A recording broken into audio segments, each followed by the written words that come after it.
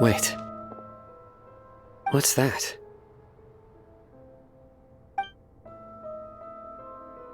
A load of flowers. And it looks like there's something among them.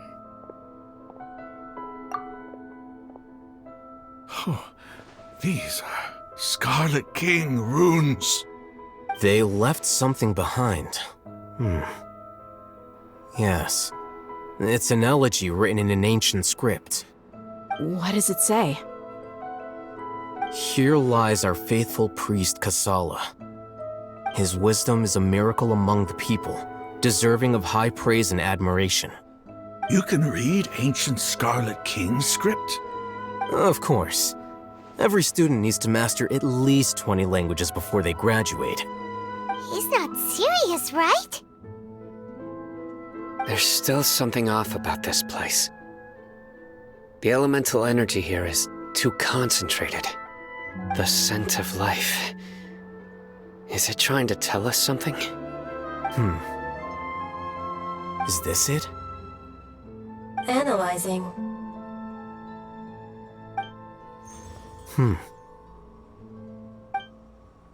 There seems to be a hidden message among these skeletal remains. Excellent. There's a device from the Scarlet King's civilization in this gravesite. I'll transmit the information over and project it for everyone to see. Isn't sharing knowledge against the Academia's rules? Yes.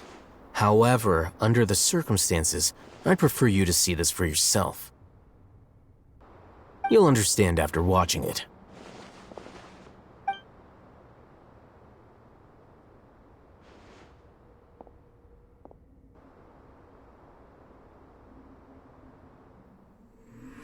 Civilization is born of knowledge, but so too can knowledge be its demise.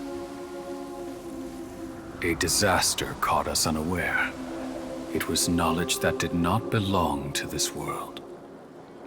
The Scarlet King brought this forbidden knowledge into our world, and it quickly spread like a plague. People's minds were filled with crazed whispers. Dark gray scales spread across their bodies. Even the land was stripped of its vigor. Only a desperate, deathly silence remained. Were it not for greater Lord Rukkhadevata from the forests, the damage would have been irreversible. She summoned the priests to build temples and infused into them the divine power of life. The disaster was miraculously tempered, and the embers of our civilization were preserved in Aru village. Alas, the miracle could not last. As long as forbidden knowledge continued to exist, it would forever blight this world. In the end, the proud king of the desert, my eternal lord, chose to sacrifice himself. I have spent my whole life since guarding one of these many temples.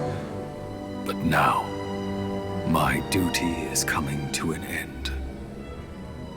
As I close my eyes for the final time, the sight of that noble deity will appear in my vision once more. In helping the Scarlet King to eradicate forbidden knowledge, she exhausted her strength, and her form became that of a small child. How strange. Now that I think of her, I no longer have any fear of death, for I sense that the spirit of life will abide with me during my eternal sleep. Children of the desert, cling no longer to past grievances, but hold tight to the memory of this act of benevolence. What was that? The priest's memories. No, impossible. Greater Lord Rukkhadevata. So the former Dendro Archon and the Scarlet King were never enemies at all. But this doesn't make any sense. The Dendro Archon's followers, they're clearly... Was that The former Dendro Archon? She became so tiny in the end.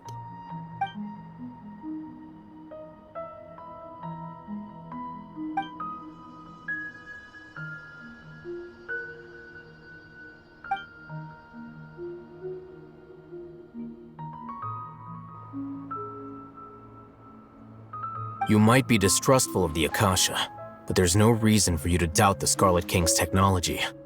You've just witnessed his priest's last words. I've never heard about any of this before.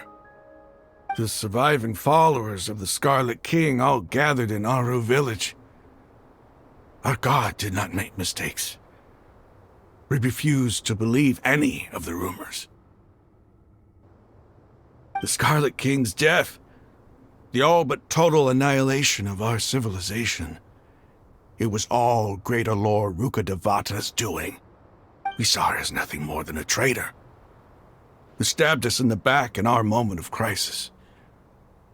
Just like us humans, fighting, feuding, double-crossing each other to survive in the desert. You were blinded by your prejudice.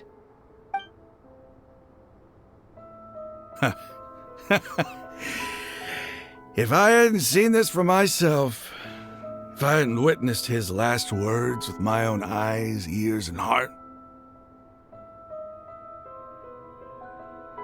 how could I ever begin to accept this? The truth is so far from what I've always known. Am I really supposed to believe that after all these years, all this time seeking revenge, suddenly now my enemy is my savior? Raman, that's enough. Give it a rest. You're starting to make a fool of yourself. Dia, tell me, my Eremites and I, what are we even fighting for?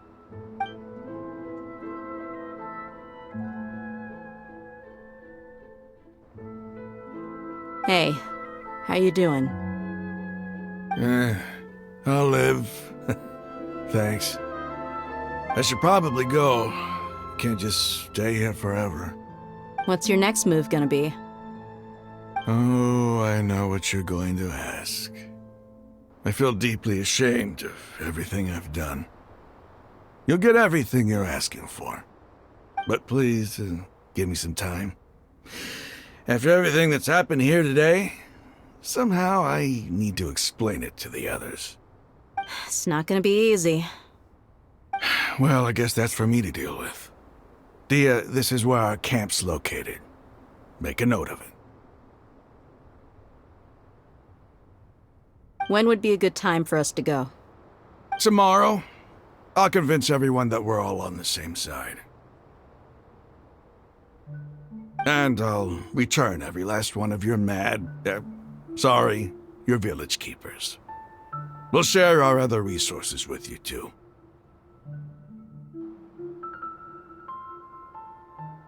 You seem to finally understand that our true enemy is the sages. Yes. The gods never gave up on anyone. It's the people responsible for all this that need to face the consequences of their actions.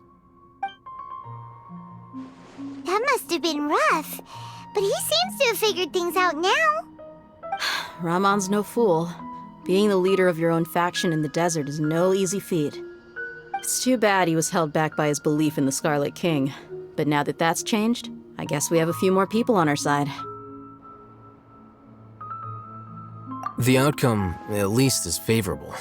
We should get going too. Let's head back, have a proper meal, and a nice, long sleep. We'll need all our energy tomorrow.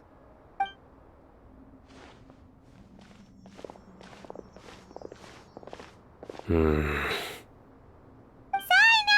leaving! Stop yelling.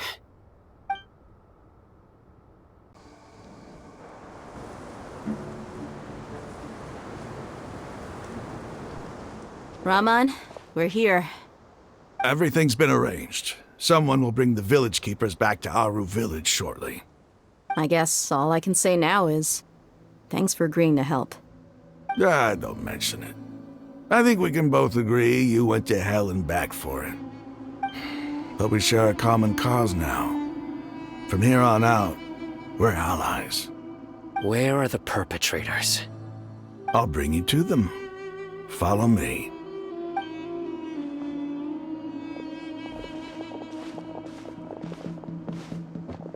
So these are the people who kidnapped the village keepers. Oh no, it's the scribe! There's no need to yell. No one can help you now. We've been all over the desert trying to find you! That's right.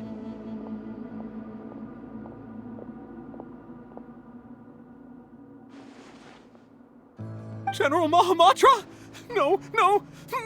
Make it quick, please! Swift and painless! Whoa. The moment they set eyes on Sino, they turned pale like they've seen a ghost! You should have known that I would be coming for you.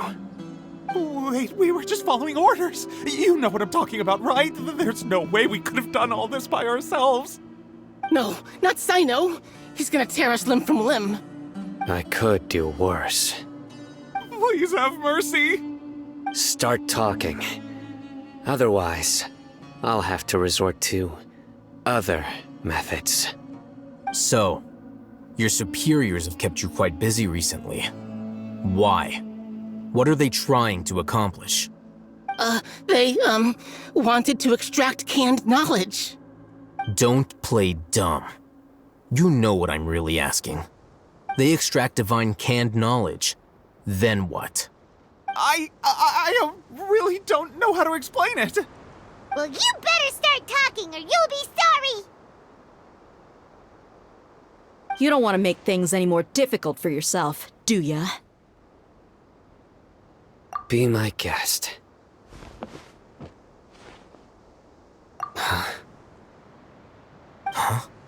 Uh-huh. That sure didn't sound like a fancy metaphor or anything. You're serious, aren't you? How did you know? There's no use hiding it now. Yes, you're right. The Academia is working on an important and potentially world-changing project. They are creating a new god. A god that will belong to them and to the people of Sumeru. It may seem as if Sumeru's academics are thriving, but ever since the death of Greater Lord Rukkhadevata, scholarly breakthroughs have been few and far between. The withering of Irminsul has been getting worse recently. The sages have tried everything they could think of, but nothing's worked. I'm always hearing them say things like, if only Greater Lord Rukkhadevata was still with us. Continue. And then, someone from the Fatui showed up. They called him the Doctor. He brought a gnosis and said he wanted to borrow the Academia's research facilities. The Doctor was previously expelled from the Academia. At first, the sages looked down at him in disdain. But when he said those words, everyone's expression changed. He asked them, "Do you wish to create a god?"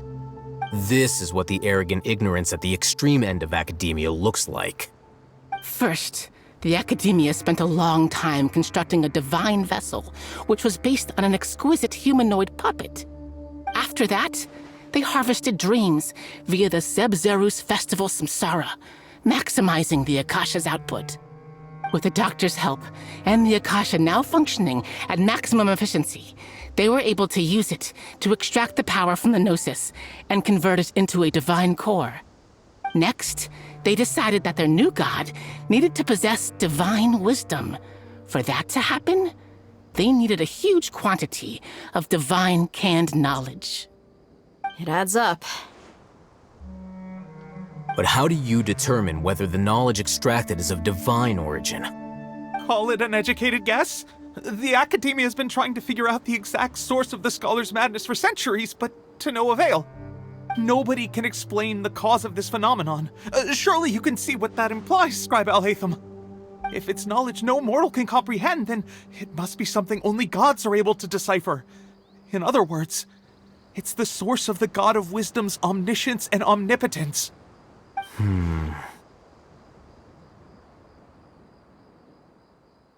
You must have noticed by now.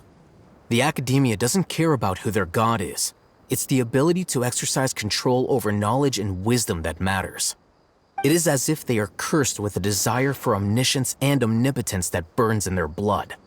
Some organisms demonstrate phototaxis, and thus orient their entire lives in respect to sources of light. For the sages, their only source of hope is the existence of a deity who embodies the acme of wisdom. This is but a form of phototaxis. For many scholars, the absence of a god of wisdom means stumbling in the darkness for the duration of their lives. Then what does Lesser Lord Kusanali mean to you? Is she not a true god present in this world? If you already have a new god, why try to create another one? From the beginning, the Academia has never treated her as a god. When the Academia first discovered Lesser Lord Kusanali, the newborn god of wisdom, the sages hoped that she would be as wise as Greater Lord Rukkhadevata. But upon evaluation, they found that at the time she possessed no more intelligence than any ordinary human child. The sages never had a ruder awakening. This forced them to accept that Greater Lord Rukkhadevata had indeed passed away. Not to mention that Lesser Lord Kusanali's gnosis had been used to power the Akasha this entire time. By herself, she has neither an Archon's raw power, nor the spectacular insight expected of a god of wisdom. Slowly but surely, people began to forget about her existence. So, this is the path the sages have chosen.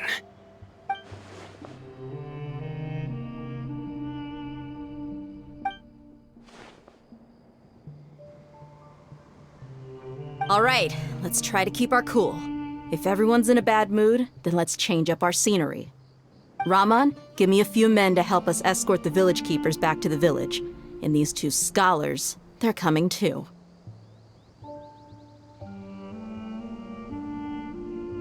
Sure, as you wish. The village keepers you've found have all been returned to their homes, and each one has a dedicated caregiver to look after them.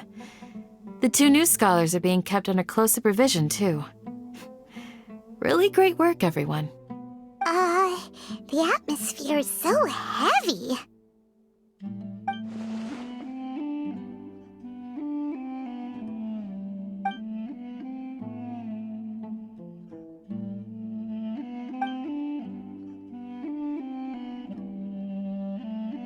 Hey!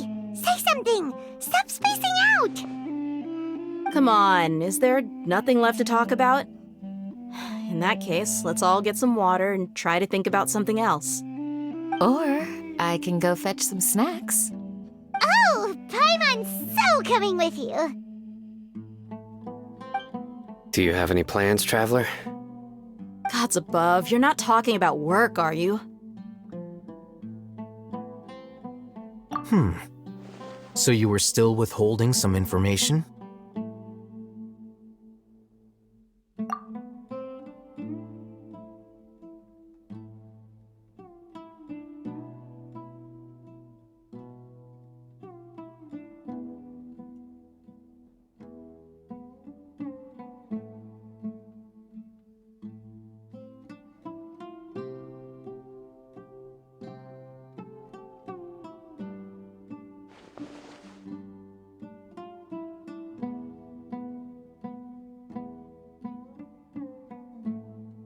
Even though we lived through all of this firsthand, it still feels super surreal to hear you talk about it again.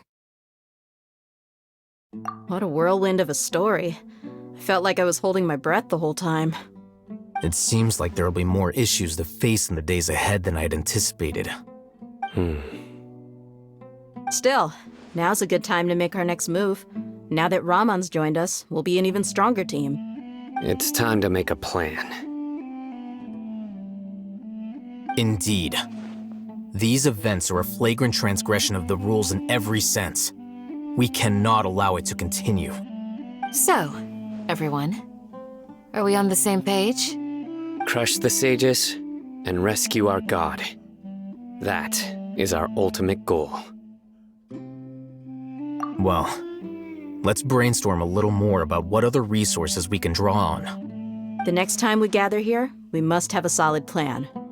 Yep, it'll work out for sure.